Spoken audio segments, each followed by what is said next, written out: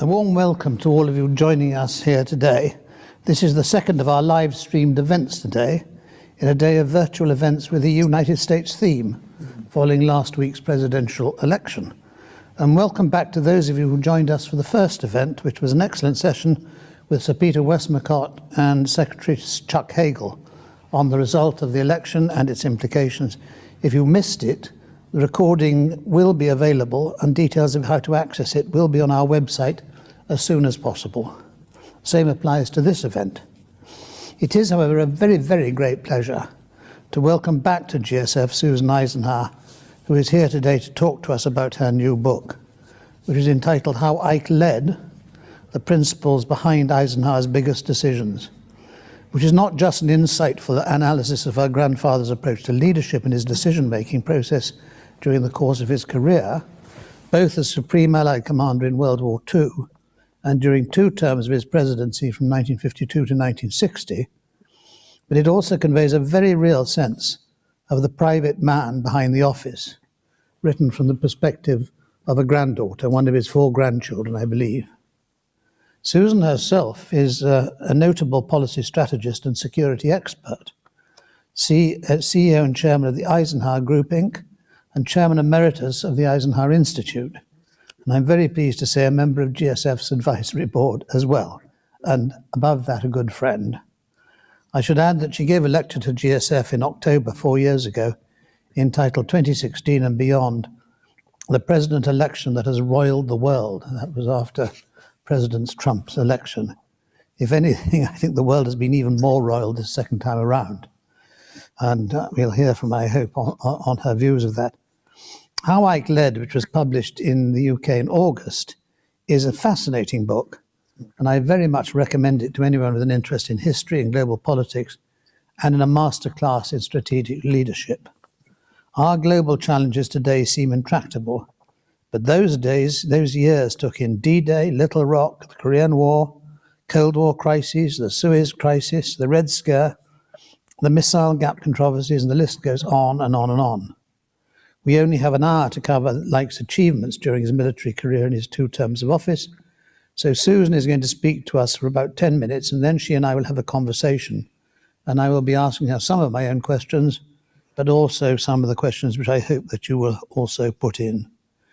Please do use the question and answer function to submit questions, and I will aim to get as many of them to our speaker as possible. So as you listen to Susan speak, please do think of questions you would like to ask her. We'll be tweeting the event too on GSF's Twitter account using the hashtag GSF Events Day. So do follow us if you would like to and join in on Twitter too. I'm delighted to have this opportunity. Without further ado, Susan, can I invite you to speak to us on your book and what it covers, what inspired you to write it, and how you managed to combine so successfully the objective and the subjective. Susan. Well, thank you very much. I really appreciate that, Lord Lothian. What a wonderful opportunity to be back at GSF and to have an opportunity to talk about how Ike led, and also, if we get to it, our current state of affairs here globally. I must say that there were several driving forces for writing this book. One, of course, was the end of the commemorations around the 75th anniversary of Victory in Europe Day, and then later the commemorations around the end of World War II.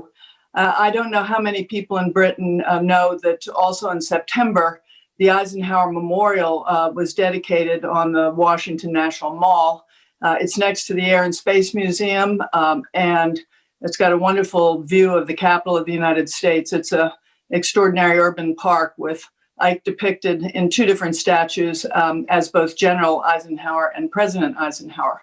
And then, of course, I couldn't help taking this story in my own mind back and tracing to some degree for myself where this country has come since the 1950s and what this brand of leadership looks like against the backdrop of unfolding events here at the moment. Now, it's really interesting how the title comes about. I actually, it was not my idea. I have to give credit to Stephen Power at St. Martin's for the wonderful title, because actually this book really is an attempt to show how he led not necessarily to weigh in on those decisions except to show what his reasoning was, what the principles were behind these decisions. Originally in the title, it was suggested that it be Eisenhower's greatest decisions. But I said, why don't we just leave that up to the reader? The point here is that he had a specific way of what he called stripping down a problem and then applying a set of deeply held beliefs he had to affect a decision. And as I think has been pointed out, many of these decisions were consequential. Let me say that this book is dedicated to my students at Gettysburg College. I teach strategy and leadership there. And I don't think that the rising generations know much, not only about this person, but also the magnitude of the events that were underway both during the war and afterwards. And so, I hope to somehow lead them into this story about that time. So I guess one final thing that I think is important about the book is that the scholarship, there's a tremendous amount of scholarship on this man, and I'm indebted as a writer to all of the work that's gone into that. But I did notice that, this 50-year career is so long and so exhaustive that people tend to either write about the war years or they tend to write about the presidential years. But only the most energetic and audacious take on both of these chapters of his life at the same time. And usually they're 800-page books. And so I tried to do this thematically, but to make the point loud and clear, the General Eisenhower and President Eisenhower was the same person. And I think that's important because, if you have scholarship that's based on two different aspects of his career, there's a tendency not to link the kind of thinking that General Eisenhower brought to the presidency, because he stripped down problems in the presidency much as he did during the war. And so in any case, I would say that the bottom line on both of those things is that his objective was to bring about unity of purpose. He did that during World War II, with passion. And during his time in the presidency, this too was his objective. Now, why is that important? We tend to think that the 1950s was all about Elvis Presley and poodle skirts and happiness and joy and the war is over and the rest of it. As Lord Lothian so importantly pointed out, actually, there were a series of very, very major events underway, not only domestically, but globally. And the reason that's important is that, the situation in the post-war world and the post-Korean War world had to be managed. It was a period of great tumultuous social change. And at the same time, a major technological revolution was underway, not only in the United States, but around the world. And then, of course, the period of decolonization and so many factors were at play that unity of purpose, especially among our allies, was also a critical objective of his. As far as the United States is concerned, he was a constitutionalist, and many people don't realize that a lot of his decisions were based on the fact that he fully understood and respected the fact that we have three co-equal branches of government in our country. And he worked not only to bring those three branches into cooperation, but also to assure a respect for the importance of each one of those branches separately. And finally, in a tumultuous time, he had to find the bottom line under which all Americans could agree, and also the international community, and that was rule of law. And you see it in many of his big decisions that he is always referring to his attorney general for legal advice, but it is always around finding that common ground. And this is one of the ways he argued a very tumultuous set of events around the dawn of the civil rights movement in the United States. And then I did say finally for the third one, but I've got a bonus idea here, which I'm not so sure that everyone realizes exactly how deeply divided the Republican Party was when Eisenhower decided to literally stand back from his commission in the United States Army, to sacrifice all of that, to pin his reputation to a party that was still associated at that time with the cause of the Great Depression. He believed deeply in the importance of a vital two-party system for our democracy in the United States. And where I think he plays a pivotal role for the international community here is he took the leadership of a party that was decidedly isolationist. And in 8 years, he remolded that party to be one that agreed with the notion that America had a vital role to play in the international community. And so it was not easy at all to reshape a party from an isolationist stance to an internationalist one, but he managed to accomplish that. And it's hard to imagine, had he not been successful at that, what the rest of the Cold War would have looked like, with deep divisions within Washington around what we later came to be known as a bipartisan consensus.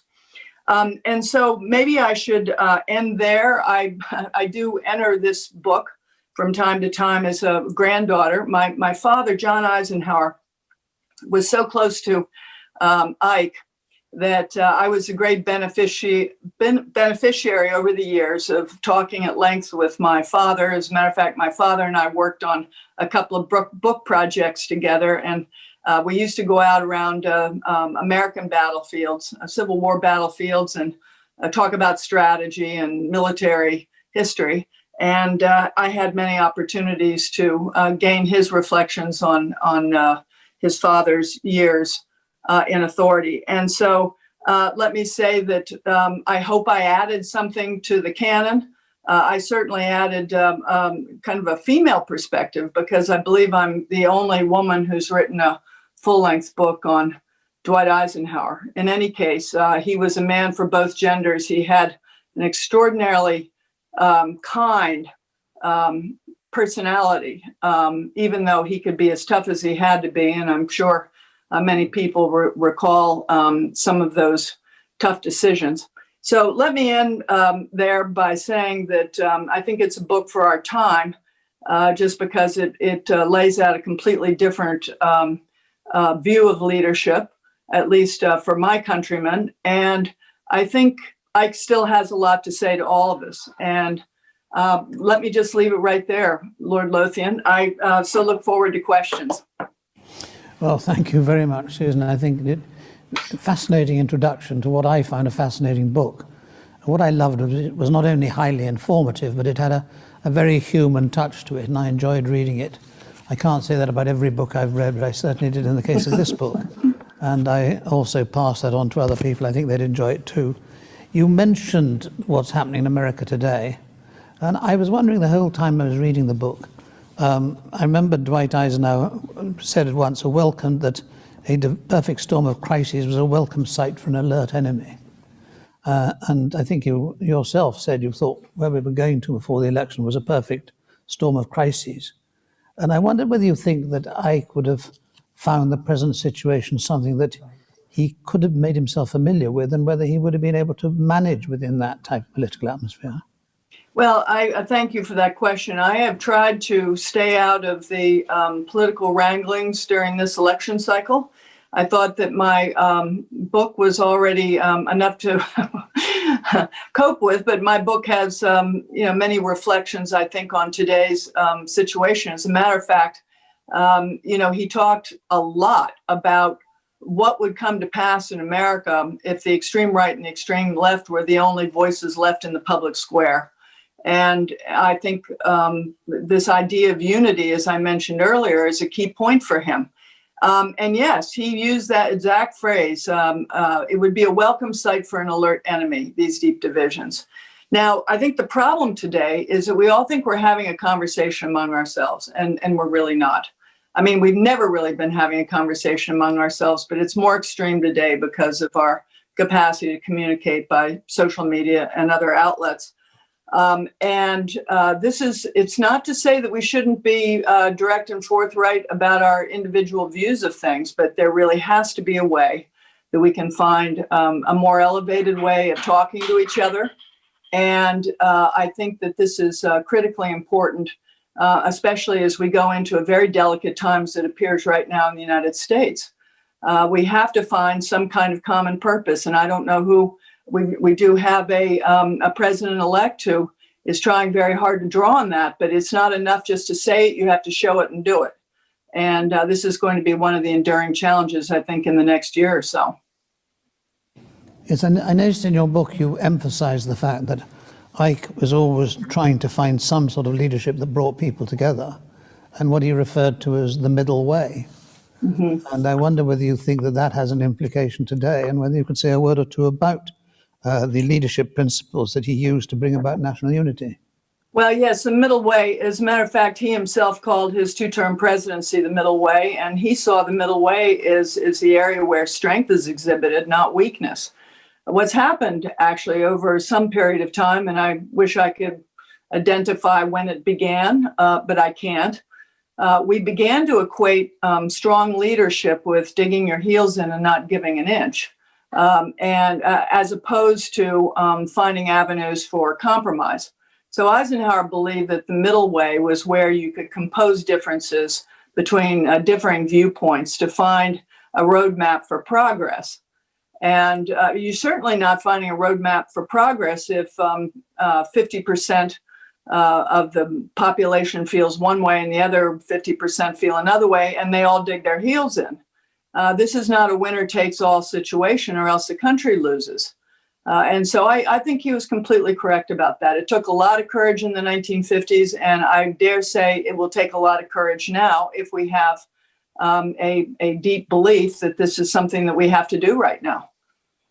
He brought Democrats into his government, I think, into his administration, and presumably you'll be looking now to see whether President-elect Joe Biden will do the same the other way around as a means of trying to create that unity. And presumably you would think that that is something your grandfather would have approved of. Well, absolutely. Now, I would like to draw on one thing that occurred to me when I wrote this book. You know, there's so many people who write about the war years and often talk about Eisenhower having to manage all of these big, very important personalities who were above him and below him. And yes, he did have to manage that. But, you know, some books give the impression that this was some kind of a burden for General Eisenhower. Well, if it was a burden, then I would like to know why he structured his White House exactly the same way he did his military command. He had all of those same kind of personalities around him out of choice in the White House. He had conservatives, he had moderates, he had Republican liberals, and he had Democrats.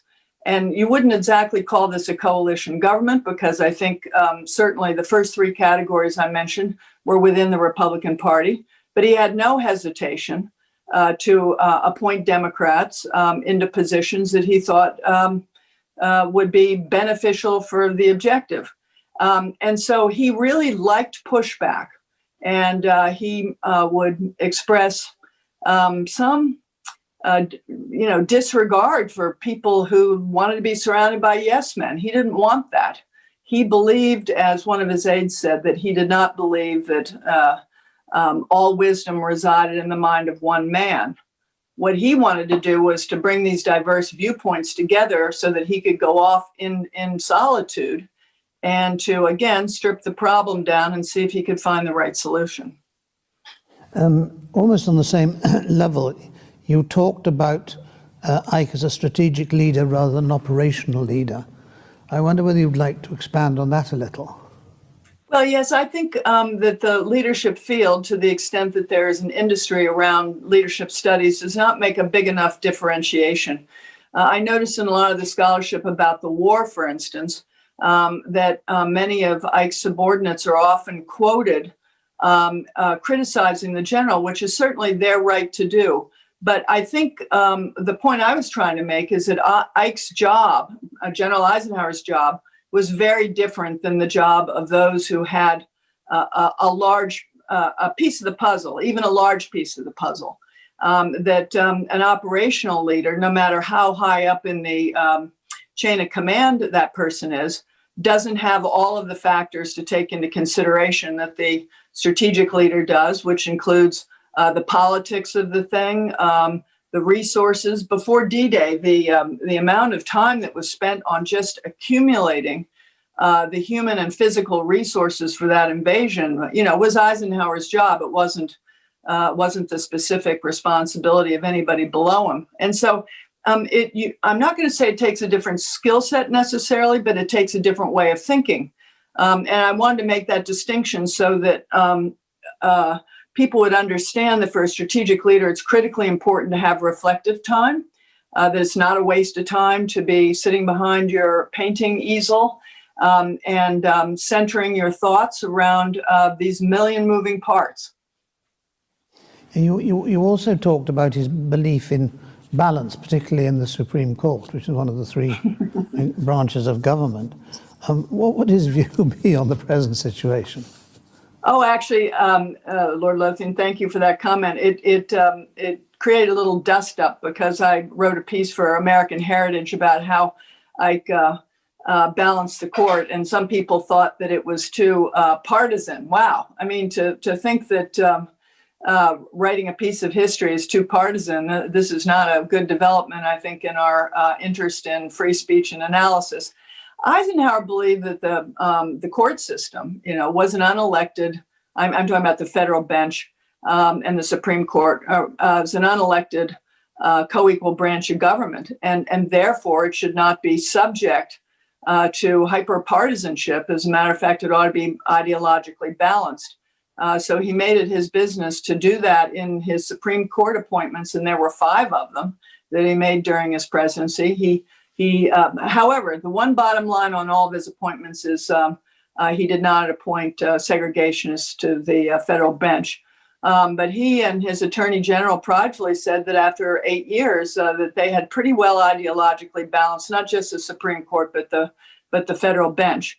Now, today, of course, this is one reason why a lot of people feel so strongly about who's president is because they want to be able to lock in lifetime appointments to the Supreme Court tilted in their direction.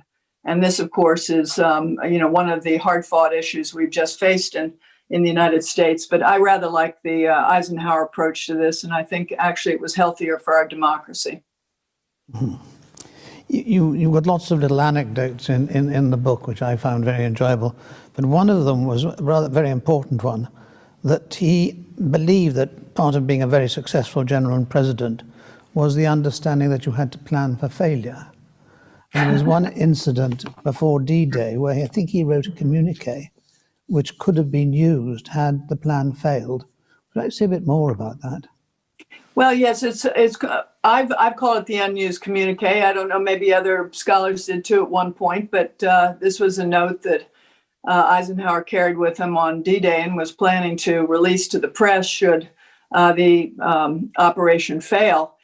Part of it is he felt very, very strongly in accountability, and it was even more important in the latter part of the war, even though, by the way, he carried such notes for all of the big operations of the war, he later told his naval aide. But this particular one eventually became public because it was just part of the papers that were donated to the Eisenhower Library.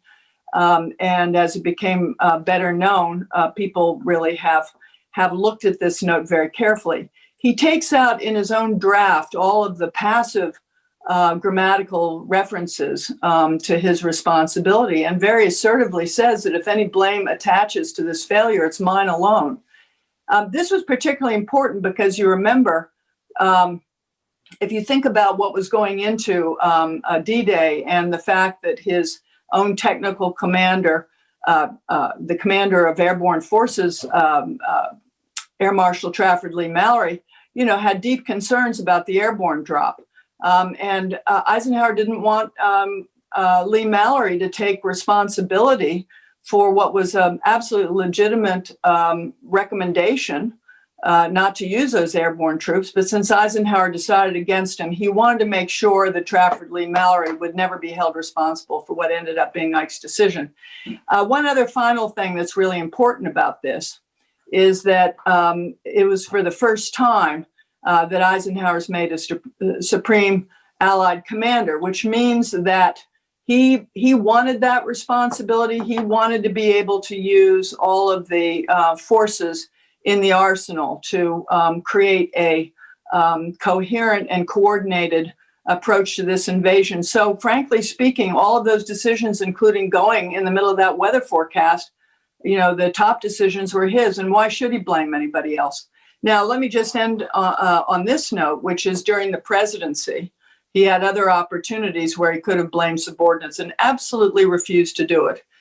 Even after the U-2 was shot down, as we know, in 1960, he had the opportunity to engage in what we call in Washington plausible deniability, but opted not to because he thought it was irresponsible to blame underlings for what had been, after all, his decision. He also wanted the Soviet Union to know that the President of the United States called the shots in America, not lower-level bureaucrats. And so, yes, I think one of the depressing parts about what's going on today is that it seems all sides, at least in my country, are pointing fingers at somebody else. And I could just hear what he'd say today. Look to yourself first and make sure that you're not creating injustices that, are a sign of weak leadership. I think perhaps we ought to make sure that every leader in the world has a note about that, because I think you're absolutely right. That value has been rather passed aside. I have a question from one of our virtual audience, which I will read out to you. It's from Andrew Smith. How did Eisenhower find it different to be a war leader in the military versus a politician in the world of Washington, and which was more difficult for him? Oh, what a wonderful question. Thank you so much for that. Well, first of all, for those who study the culture of leadership, it has been remarked that Eisenhower went from being the supreme commander in a highly vertical situation. The situation is inherent to the military itself, that there is a chain of command. You give an order, people might debate the right way to go, but then when the order is issued, people fall into line and they go with the decision. Then Eisenhower next went to Columbia University. Well, he was chief of staff of the Army. That brought with it its own challenges in the post-war period. Then he went to Columbia University. And can you imagine an environment that is less vertical? Absolutely horizontally, the academic community is remarkable for the way there are challenges always to the university president's authority. As a matter of fact, I could get into some anecdotes there, but let me stay with it.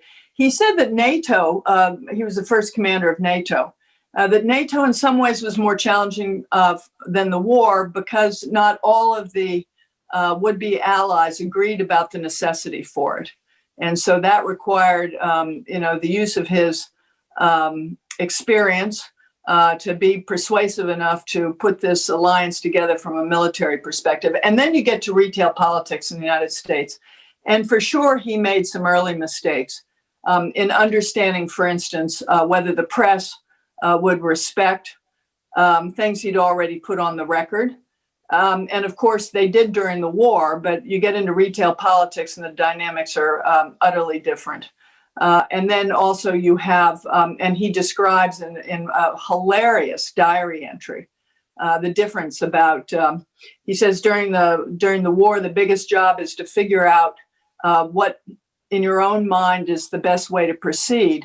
He said in retail politics, deciding what is the most important way to proceed in your own mind is only the beginning of the problem. And then he outlines what it's like to deal with all these people who have undeclared personal interests that, relate to all kinds of factors that he certainly wasn't privy to. So I think he, in many ways, found the early parts of the presidency quite frustrating, but he was a quick learner. And I think he had mastered it by the end, though it was kind of startling, I think, that when the Democrats controlled the Senate and the House, which they did for 6 of his 8 years, he still managed to get 80% of his legislative agenda passed into law. So he utilized a lot of the methods from the war, but it required a different kind of agility. Thank you. I've got another question from one of our virtual audience. from Olivia Butler, who asks, what were Eisenhower's relationships like with the British prime ministers during his presidency? And she mentions, obviously, Churchill, Anthony Eden, and Harold Macmillan. Well, one reason I'm so thrilled to be doing this webinar is I don't think anybody in Great Britain could know the depth of Eisenhower's attachment to your country. As a matter of fact, on the anniversary of the Guildhall address, I posted on my website, www.susaneisenhower.com, a video of Ike receiving the citizenship of London. And it's just an amazing, amazing demonstration of the deep goodwill between our two countries and how Eisenhower exemplified that. Ike was very attached to Churchill, and I had the extraordinary honor to have met Prime Minister Churchill on his last visit to the United States. As a matter of fact, I'm embarrassed to say I had the audacity in second grade to do a painting of me and my horse, and it was given to the Prime Minister, who promptly wrote me a thank you note that is among my dearest possessions. On that occasion, actually, Eisenhower, my grandfather, said to my mother, he stands out as one of the greatest leaders I've ever known. And there was a great affection between the two of them. Harold Macmillan, of course, comes in after Anthony Eden. Obviously, relations were quite strained between President Eisenhower and Prime Minister Eden during the Suez Crisis, but it did not shake for a minute Eisenhower's deepest belief that the United States and Great Britain was core to making common cause in our alliance. And I'm also happy to say that I spent 7 wonderful years living in London myself, and 2 of my children were born there. So, our connections run deep to that part of the world, largely with this tremendous backdrop in my childhood as to what Great Britain and those men that you just mentioned meant to him and to all of us. You mentioned just now Suez, which is one, I think, of the more awkward subjects in terms of British-American relations. I wonder, I think there are 2 sides to this, and we can argue who was on the right side of it. But in the end, when he took his decision, which effectively ended French and British domination of the world scene in terms of military power, how much did he take that into account in what he did, that he was actually pushing France and Britain off the, if you like, the high power map onto a lesser grade map? Well, I have to tell you, and of course I can't get inside of his head. And by the way, I would really, really like to suggest that anybody who'd like a surprisingly good read, Eisenhower's 2 volumes on his presidential years are very instructive, and also his book Crusade in Europe. So you will get more detail on this from him. But my strong impression is that he was always of the belief after the war that the United States, Britain, and France would be making common cause around,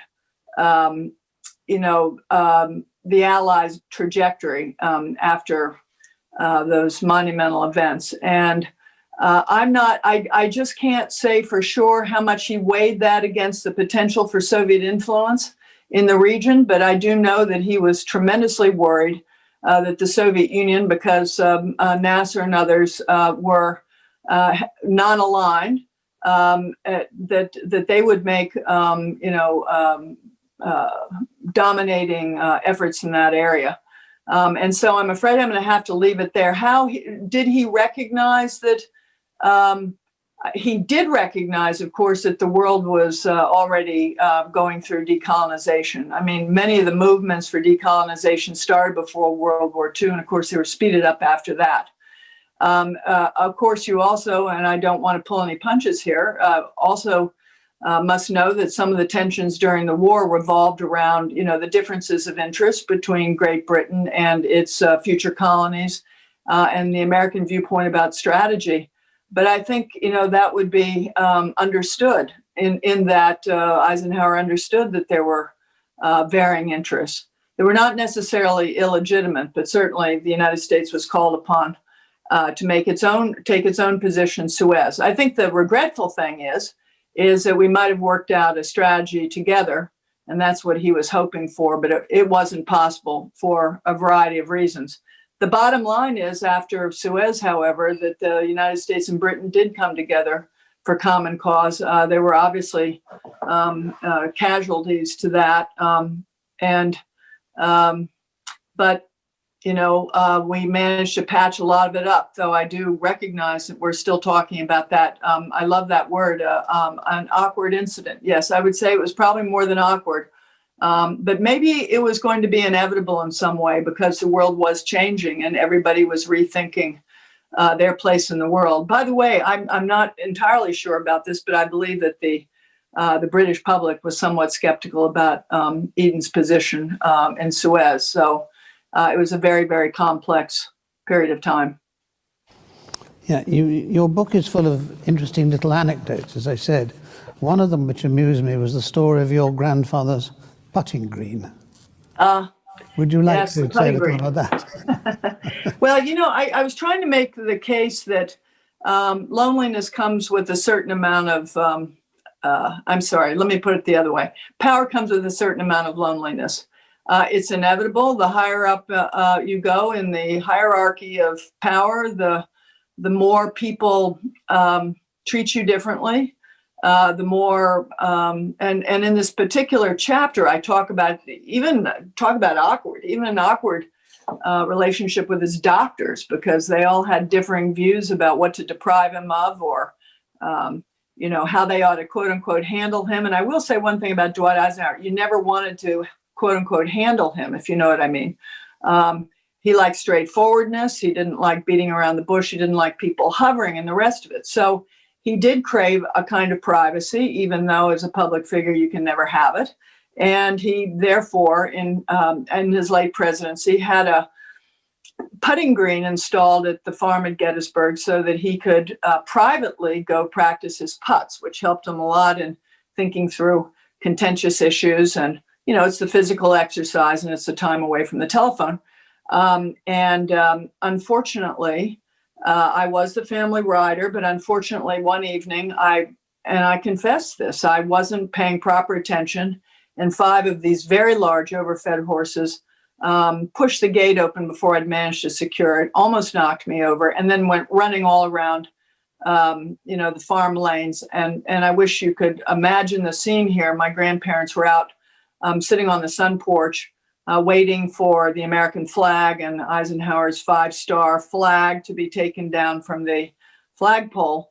And all 5 of these horses go running right in front of them, and then took a big sweep around and ran right over this putting green and plowed it up pretty badly. And wow, I understood immediately that I was cooked.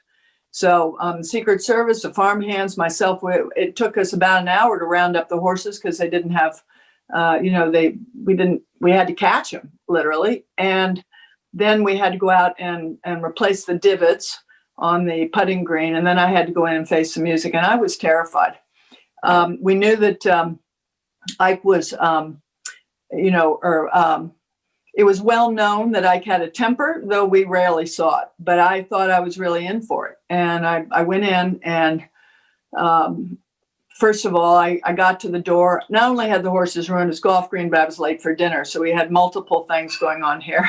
And he swung around in his chair and he looked at me. He was very good at sizing people up, but he must have seen this devastated look on my face. And he said, "You know what I said to your grandmother? I haven't seen horses run like that since I was a kid in Abilene, Kansas." And then I said, "Oh, Granddad, I am so sorry. It's all my fault. I wasn't paying attention. And you see, Lord Lothian, I did the right thing. I took full responsibility for this disaster." And, he absolutely let it go. And I always felt badly about it because the following year, the golf green caught one of those rare tropical diseases. The grass has to be so finely tuned, and they had to take the golf green out. And by the way, it wasn't until the National Park Service acquired this home that the golf green was replaced, put back in. he only got to use it for about 2 seasons, but they put it back in anyway. And you will not believe it that the lawn on that golf green never recovered. You can still see, brown spots where those horses went over that golf green. And it's just further guilt as I go to visit the farm that, those tracks are still there. We have another question come in from one of our virtual viewers, Marcus Morgan. He says, you write about the Little Rock civil rights crisis in the book. We've seen the widespread protests and racial tensions across America this summer. Has America moved forward on this issue since then? And are there lessons in the way Eisenhower handled that crisis which can be applied today?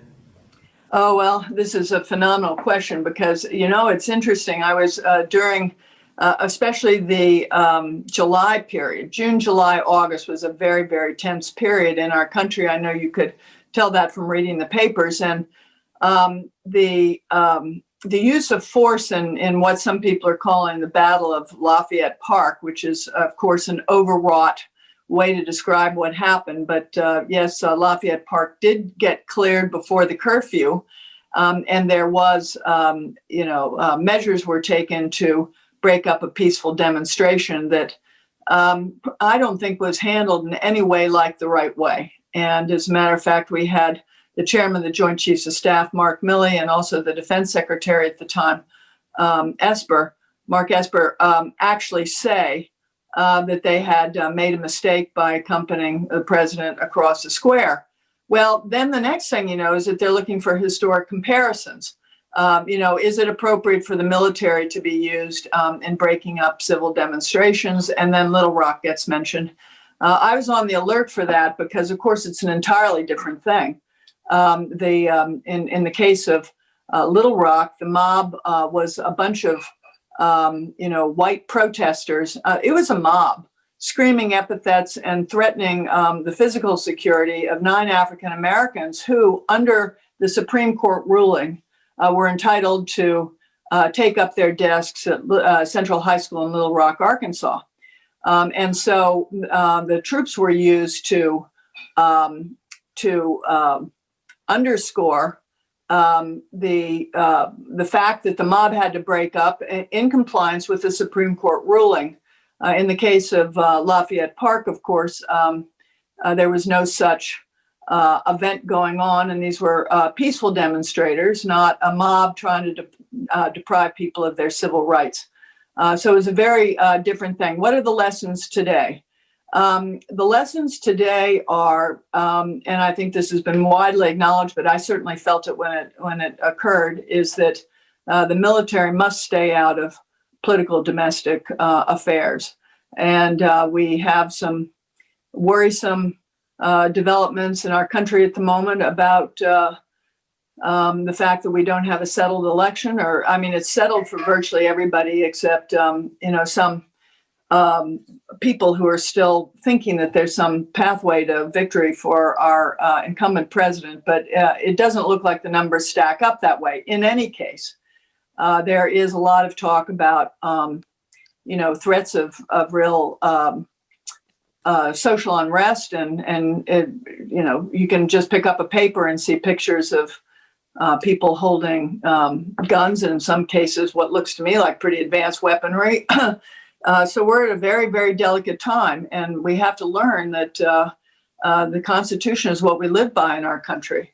And we need to underscore that point. People need to calm down, and we need to follow the rules or change the rules. But that's what our country depends on, is to promote the rule of law.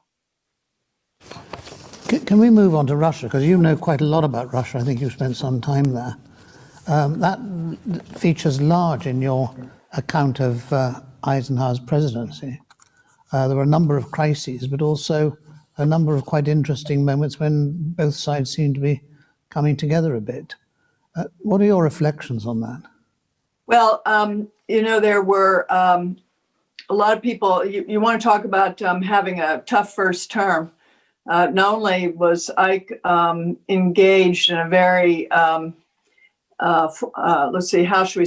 highly engaged with his own party about isolationism versus internationalism when he's elected in 1952. But in March of that year, Joseph Stalin, the absolute leader of the Soviet Union, absolute dictator of the Soviet Union, dies. And so there's obviously a very mysterious succession process that goes on. And it, for a long time, the United States and our allies had difficulty in knowing exactly who was in charge. So that moment brought both opportunity and peril.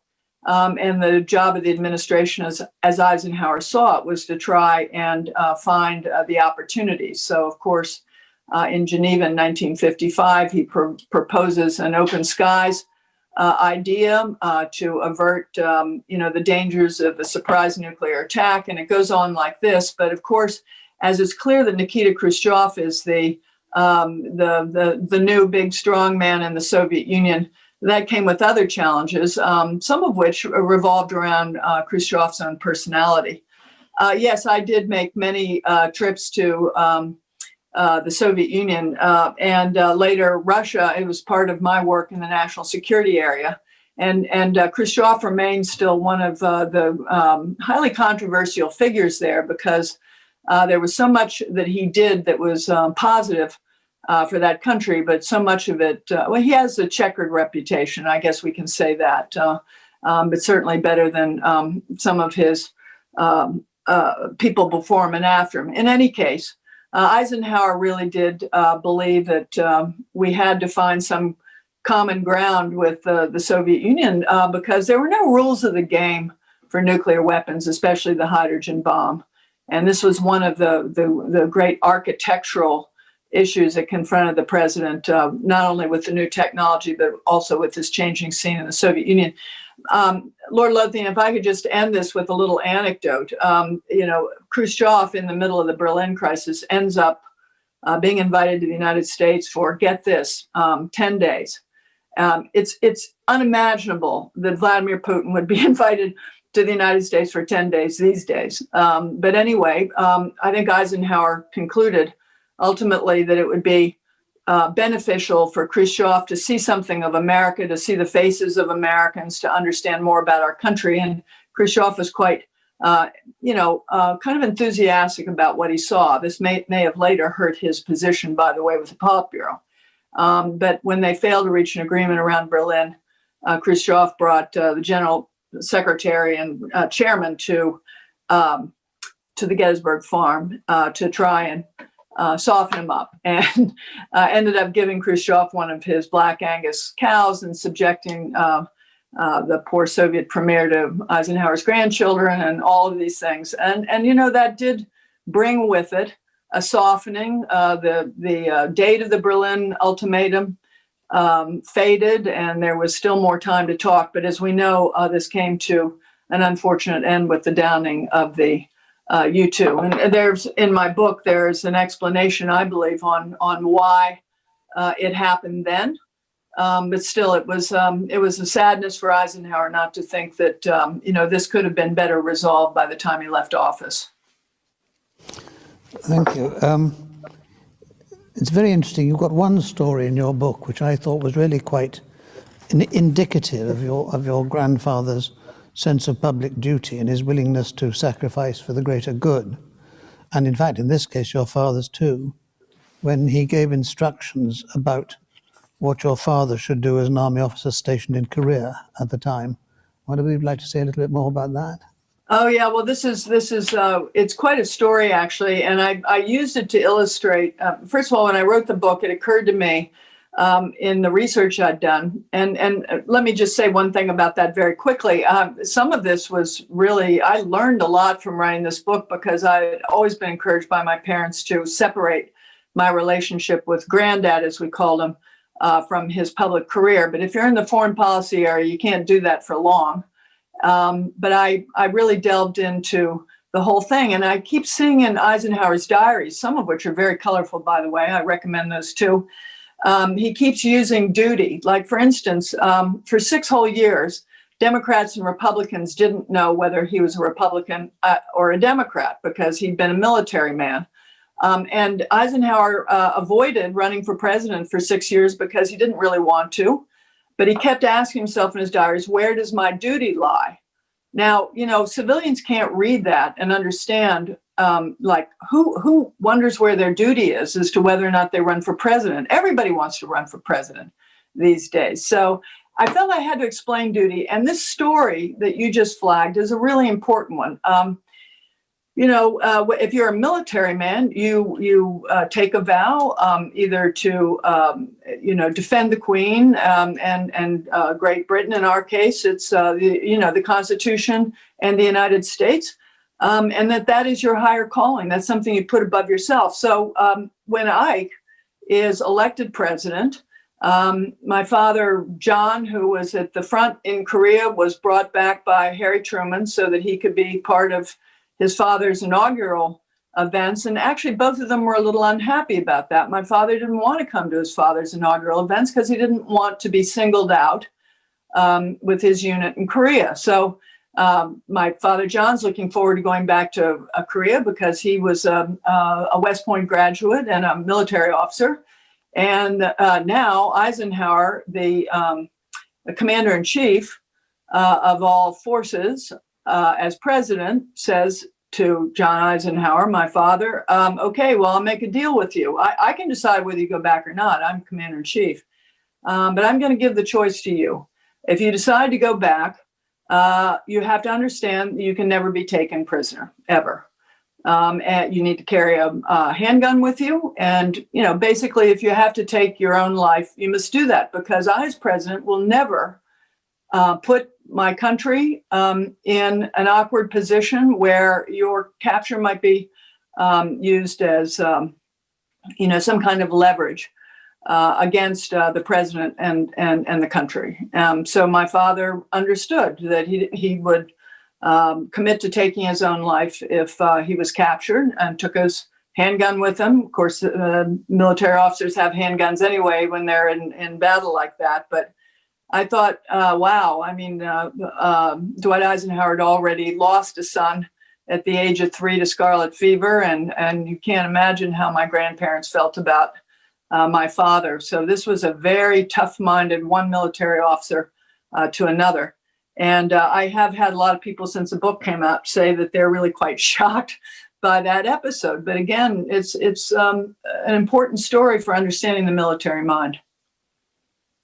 You and I have often talked about the lack of leadership manifest in the lack of strategy in relation to some of the wars that both our countries have become enmeshed in the last few years, in Iraq and in Afghanistan, and to an extent too in Syria. In your grandfather's case, the Vietnam War would come later, but he did have to deal with the Korean War. You said he was very much against wars without end. Can you tell us a bit more about his realization that Korea was not a winnable war, and his strategy preventing escalation? Well, the Korean War had been going on for some time, as we all know, and it was certainly in the United States a very unpopular war. By the time Eisenhower became president, we had significant casualties. And, it's, the conflict was at a stalemate. And I think one of the reasons, a lot of Americans voted for Dwight Eisenhower in 1952 was the fact that he was a military general, and they were hoping that he himself would be able to find some resolution to the Korean War. And so he made a pledge just before the election. He said, I will go to Korea. And after the election, before his inauguration, he made a secret visit to Korea, actually took some personal risk to ride over the front in a helicopter. He wanted to see the terrain. He wanted to see where, the forces were amassed. He wanted a full briefing, spent, a really very, very packed day or so, considering all this, came back on a ship with the people he was identifying for his new cabinet. He went to visit, by the way, his old mentor and sometimes nemesis, General MacArthur, who, of course, was deeply involved in the Korean War. They had a discussion about it, and Eisenhower decided it wasn't a winnable war. And it had the features that Eisenhower was very unhappy about, which is that it was draining our human resources. At the same time, it was draining our treasury, and it had no capacity for a decisive outcome unless it threatened to go nuclear. And so I think this is a great time just to say one more thing that it's indicative of, and that is that Eisenhower runs his 2 terms in office under a mantra of what he called the Great Equation.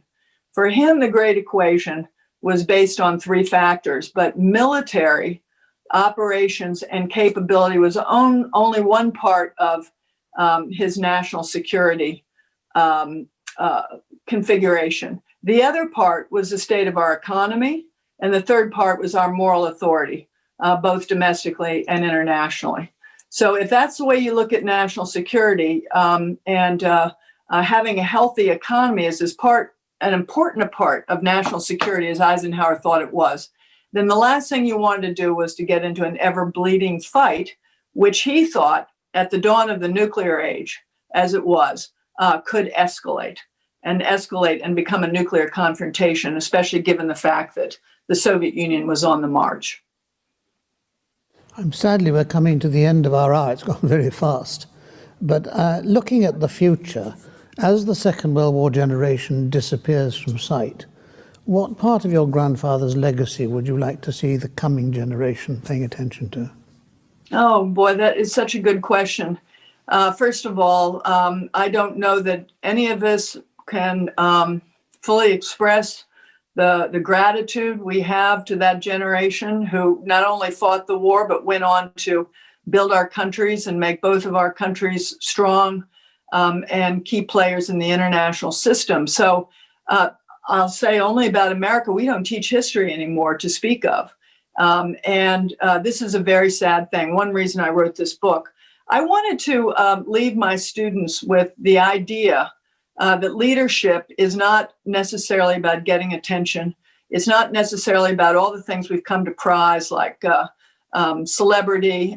It requires expertise. It requires thoughtfulness. It requires planning.